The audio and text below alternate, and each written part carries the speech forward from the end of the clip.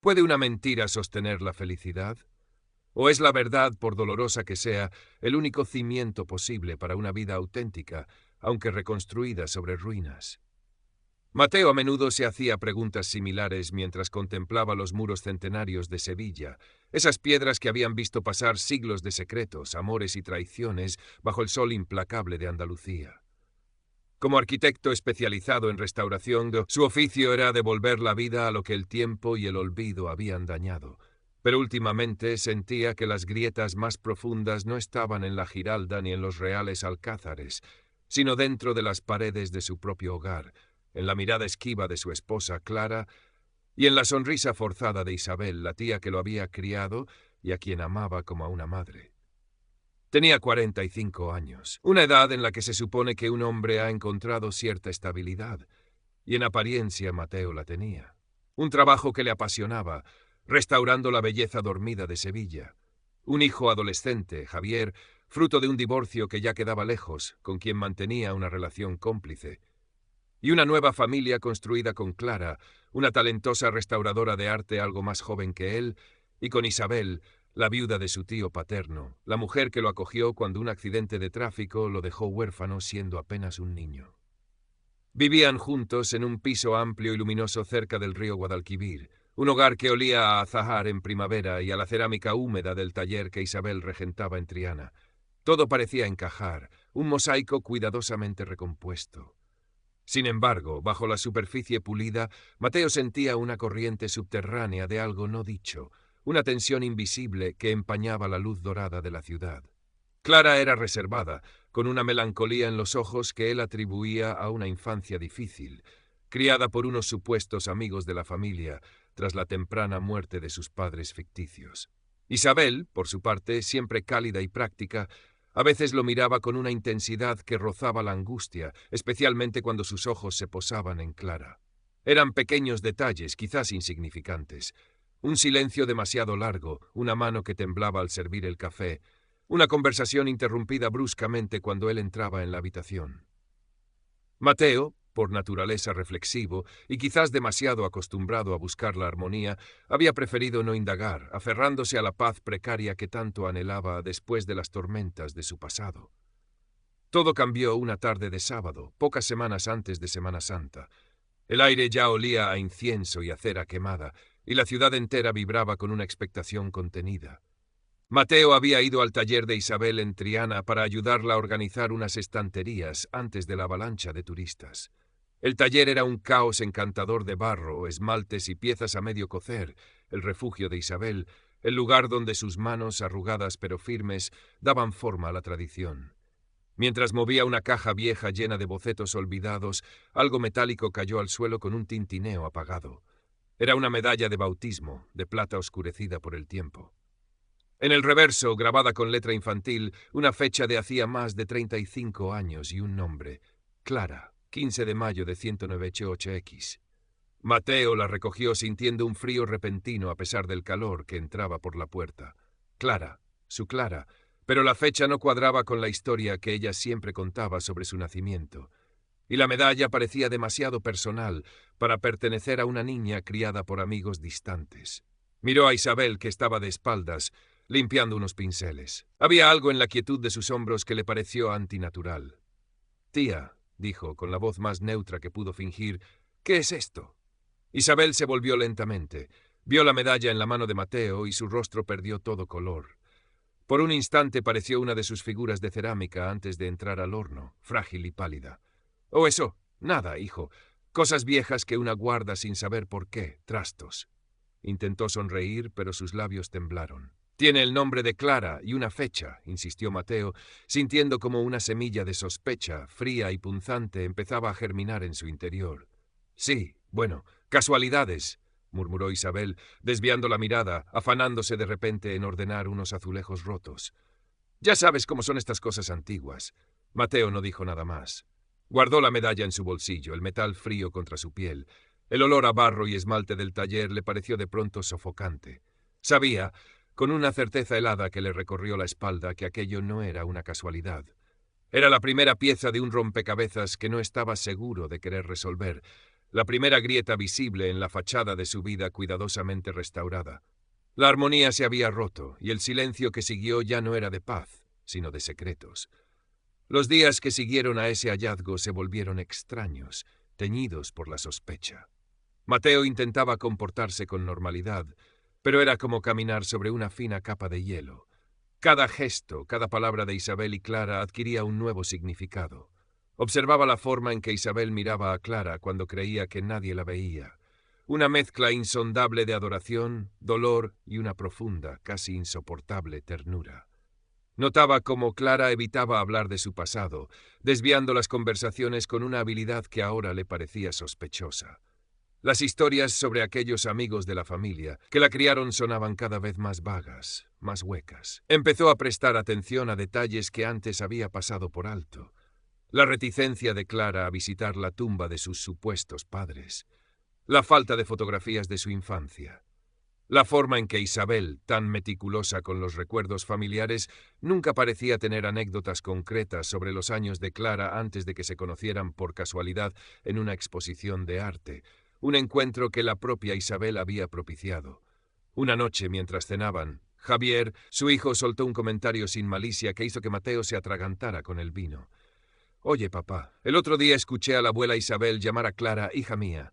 Fue raro, porque luego dijo que se había confundido. ¿Tú te pareces mucho a tu madre, Clara?» Clara palideció visiblemente y dejó caer el tenedor, que golpeó el plato con un ruido seco. «No, no lo sé, Javi. No tengo fotos», dijo con voz ahogada. Isabel intervino rápidamente con una sonrisa tensa. «Ay, este niño y sus ocurrencias. Seguro que entendiste mal, cariño. Con el jaleo de la tienda, a veces se me cruzan los cables». Cambió de tema bruscamente, preguntando a Javier por sus exámenes, pero la tensión en la mesa era tan densa que se podía cortar con un cuchillo. Mateo sintió una oleada de náusea. La palabra hija resonaba en su cabeza. Ya no podía ignorarlo. La duda se había convertido en una certeza dolorosa que le oprimía el pecho. Necesitaba saber la verdad, aunque intuía que sería devastadora. Comenzó su propia investigación discreta, sintiéndose un traidor en su propia casa. Usó sus habilidades de arquitecto, acostumbrado a desenterrar historias ocultas en los edificios, para buscar en los archivos digitales de la ciudad. Buscó registros de nacimiento, de adopción, cualquier cosa relacionada con el nombre de Clara y la fecha de la medalla. No encontró nada concluyente, como si su pasado hubiera sido borrado deliberadamente. Intentó preguntar a Isabel de forma indirecta sobre su juventud, sobre amigas de aquella época, pero ella se cerraba en banda, visiblemente incómoda. «Son cosas viejas, hijo. No remuevas el pasado, que a veces duele». La atmósfera en casa se volvió casi irrespirable. Mateo se sentía dividido. Por un lado estaba la gratitud y el amor profundo que sentía por Isabel, la mujer que le había dado un hogar y el cariño de una madre. Por otro, la creciente sensación de haber sido engañado, manipulado en algo tan fundamental como su matrimonio con Clara, a quien amaba, pero cuya historia ahora parecía una elaborada mentira. Era posible que Isabel, su ancla, su referente moral, hubiera orquestado todo aquello. ¿Con qué fin?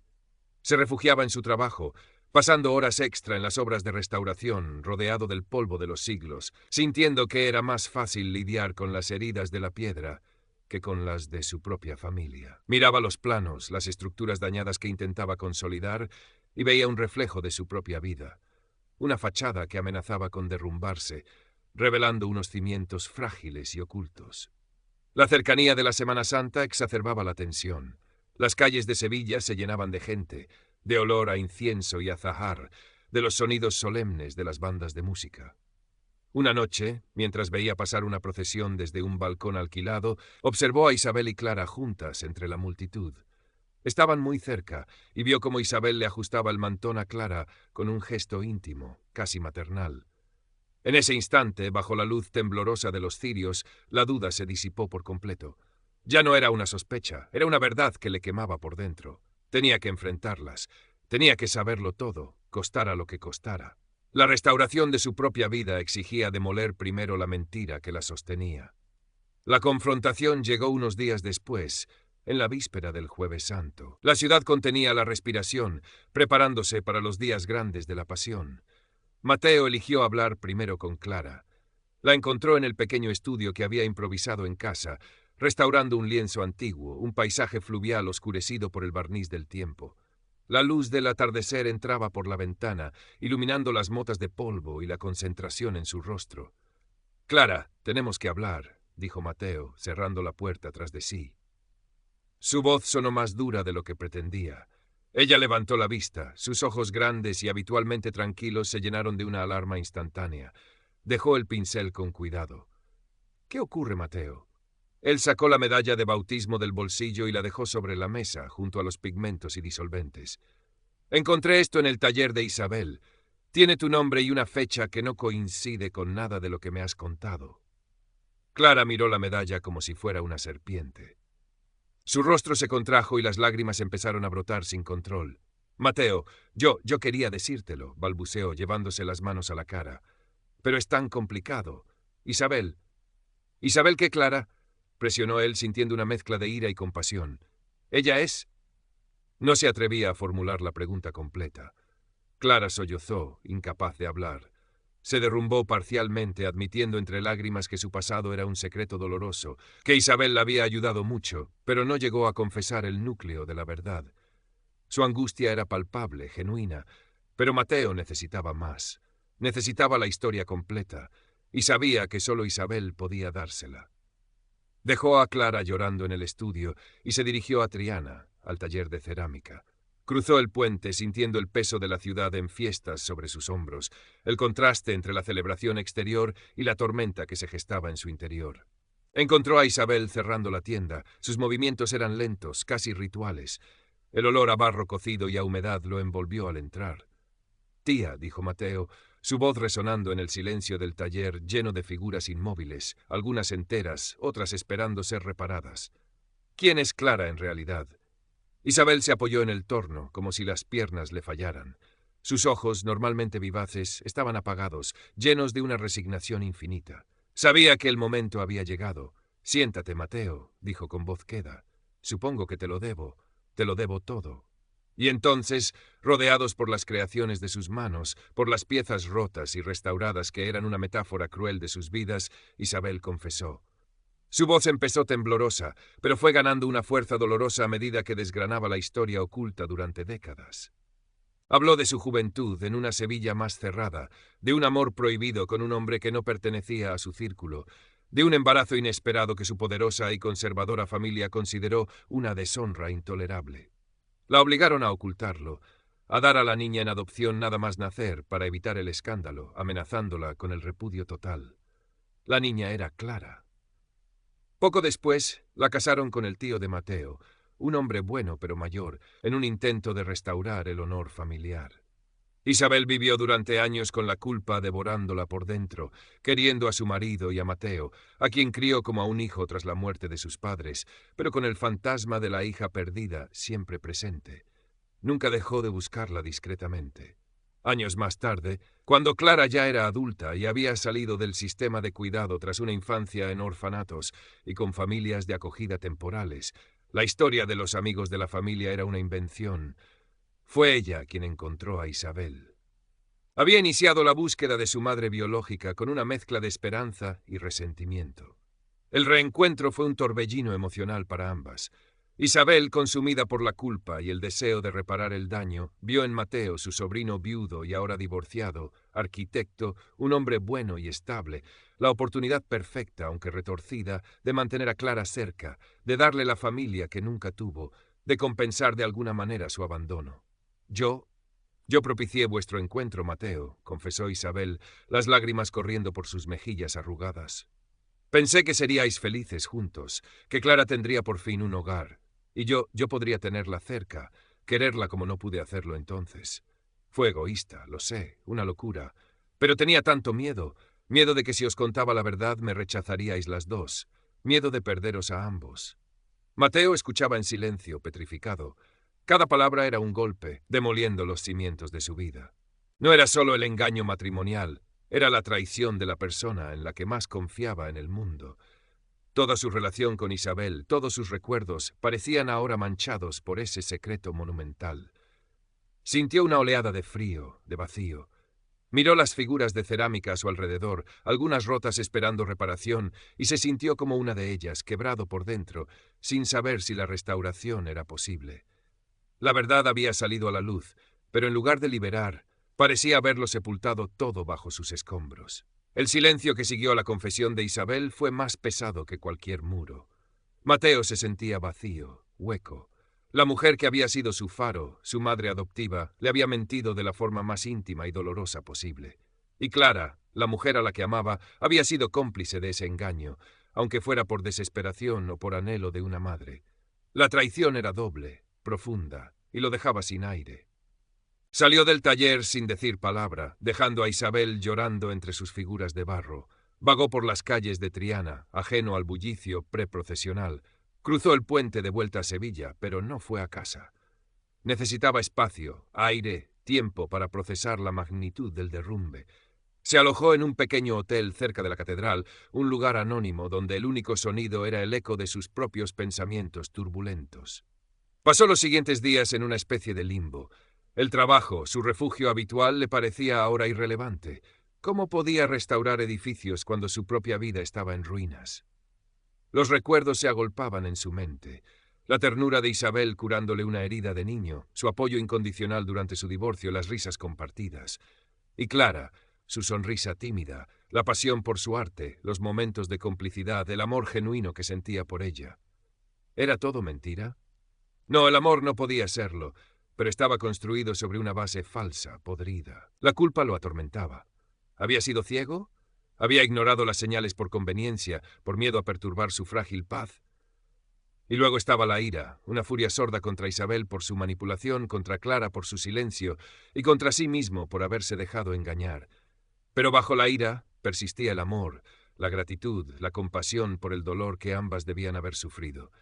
Isabel, atrapada por las convenciones sociales y la culpa. Clara, marcada por el abandono y la búsqueda de identidad. Recibía llamadas y mensajes de ambas, pero no respondía.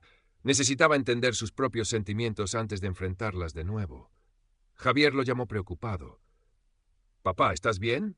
La abuela y Clara están muy raras, como tristes. ¿Ha pasado algo?» Mateo le aseguró que todo estaba bien, que solo era mucho trabajo, odiándose por tener que mentirle también a él. El secreto empezaba a extender sus tentáculos, envenenando todas sus relaciones. Una tarde, sentado en un banco de la Plaza de España, observando los azulejos que contaban historias de otras provincias, de otras vidas, empezó a ver las cosas con una perspectiva diferente. Su trabajo consistía en entender las estructuras, en aceptar las cicatrices del tiempo, en consolidar lo que era valioso a pesar de los daños. Quizás su vida familiar requería un enfoque similar. No se trataba de borrar el pasado, sino de integrarlo, de encontrar una manera de vivir con la verdad, por dolorosa que fuera. ¿Podía perdonar? ¿Podía reconstruir la confianza sobre esos cimientos revelados? No sería fácil. La herida era profunda. Pero la alternativa, la ruptura total, significaba perder a las dos mujeres más importantes de su vida, destruir la familia que a pesar de todo había llegado a amar. Significaba también dejar a Javier en medio de otro naufragio familiar. Y significaba negar los años de amor y cuidado genuinos que había recibido de Isabel y el amor real que sentía por Clara. Después de casi una semana de aislamiento autoimpuesto, tomó una decisión. No sería una reconciliación fácil ni un perdón inmediato. Sería un proceso largo y difícil, una restauración lenta y meticulosa. Volvería a casa, no como si nada hubiera pasado, sino para empezar a hablar, a escuchar, a establecer nuevas reglas basadas en una honestidad brutal y dolorosa. Regresó al piso una mañana gris. Encontró a Isabel y Clara sentadas juntas en el salón, pálidas y ojerosas, como si no hubieran dormido en días. Había una maleta pequeña junto a la puerta. Al verlo entrar, se levantaron de un salto, con los ojos llenos de miedo y expectación. «Mateo», empezó Isabel, con la voz rota, «íbamos a irnos, para no causarte más dolor». Mateo las miró fijamente a las dos. Vio su culpa, su miedo, pero también vio el vínculo profundo que las unía, un lazo forjado en el dolor y ahora expuesto a la luz. «Nadie se va a ninguna parte», dijo, su voz firme pero cansada. «Pero las cosas no pueden seguir como antes. Tenemos que hablar, tenemos que aprender a vivir con esto, juntos si es posible, pero con la verdad por delante, siempre». El alivio momentáneo en sus rostros fue casi imperceptible, eclipsado por la magnitud de la tarea que tenían por delante. La demolición había terminado. Ahora comenzaba la incierta y ardua labor de reconstrucción. El camino sería largo, lleno de escollos y de la necesidad constante de reafirmar una confianza rota. Pero por primera vez en días, una minúscula y frágil semilla de esperanza brotó en el corazón de Mateo. Quizás, solo quizás, el amor, incluso nacido de una mentira, podría encontrar una forma de sobrevivir a la verdad. La conversación que siguió fue larga, dolorosa y catártica. No hubo gritos, sino una tristeza profunda y una honestidad descarnada. Mateo expresó su dolor, su sensación de traición, la dificultad para reconciliar a la Isabel que lo crió con la mujer que lo había manipulado. Isabel y Clara escucharon, lloraron, pidieron perdón sin excusas, asumiendo su responsabilidad en el engaño. Clara habló de su propia confusión, de su deseo de pertenecer, de su miedo a perder tanto a su madre recién encontrada como al hombre que había llegado a amar. Acordaron las bases de su nueva convivencia. La verdad sería la piedra angular, por incómoda que fuera. No más secretos entre ellos. Decidieron, por el momento, mantener la situación oculta del mundo exterior y sobre todo de Javier. Era demasiado joven y ya había sufrido suficiente con el divorcio. Quizás más adelante, cuando él fuera mayor, podrían encontrar la manera de explicarle una parte de la historia, pero por ahora la prioridad era protegerlo y reconstruir la confianza entre los tres adultos. Los meses siguientes fueron una prueba constante. Hubo días buenos, momentos de cercanía que recordaban la armonía perdida, pero también días difíciles, llenos de silencios tensos, de miradas cargadas de recuerdos dolorosos. Mateo luchaba por perdonar del todo, la herida seguía supurando a veces. Isabel vivía con una humildad nueva, intentando reparar el daño con pequeños gestos de cariño, sin la autoridad maternal de antes. Clara se esforzaba por ser transparente, compartiendo sus miedos y sentimientos con Mateo, trabajando en su relación día a día. Mateo se volcó aún más en su trabajo de restauración, pero ahora con una nueva perspectiva. Ya no veía solo piedras y estructuras, sino historias de supervivencia, de adaptación, de belleza encontrada en la imperfección. Comprendió que su propia familia era como uno de esos edificios antiguos, con cicatrices visibles, con partes reconstruidas, pero aún en pie, aún capaz de albergar vida y amor si se cuidaba con paciencia y honestidad. Una tarde de otoño, meses después de la crisis, estaban los cuatro cenando juntos. Mateo, Clara, Isabel y Javier. La conversación era tranquila, casi normal. Javier hablaba animadamente de un proyecto escolar. Isabel lo escuchaba con una sonrisa genuina, aunque sus ojos aún guardaban una sombra de tristeza. Clara intervino con una pregunta inteligente, y Mateo observó la interacción. La tensión no había desaparecido del todo, era una presencia sutil, un recordatorio constante del abismo que habían bordeado. Pero también había algo más, un esfuerzo consciente por conectar, por cuidarse mutuamente, por valorar